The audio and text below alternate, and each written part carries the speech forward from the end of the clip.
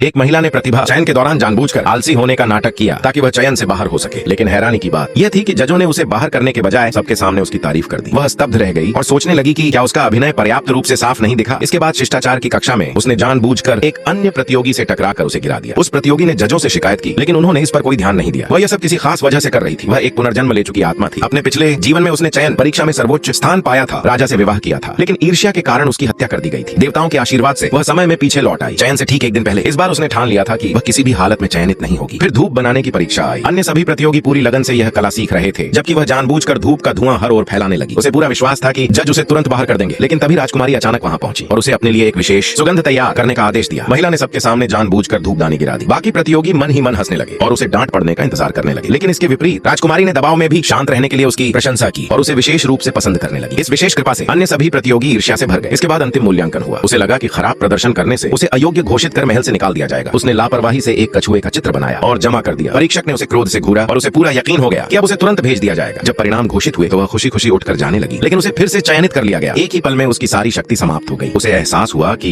शायद उसका रहस्य उजागर हो चुका है। 1 वर्ष पहले वह रास्ते में उसी परीक्षक से टकराई थी। वह उस समय अर्धचेतन अवस्था में था और देशद्रोह से जुड़े रहस्य बड़बड़ा रहा था जो उसने सब सुन लिए थे। अपनी जान बचाने के लिए उसने परीक्षक से वादा किया था कि वह यह बात कभी किसी को नहीं बताएगी, लेकिन परीक्षक उसे छोड़ने के मूड में नहीं था, क्योंकि उसे उसकी उत्तर पुस्तिका में उसके पुनर्जन्म के प्रमाण मिल चुके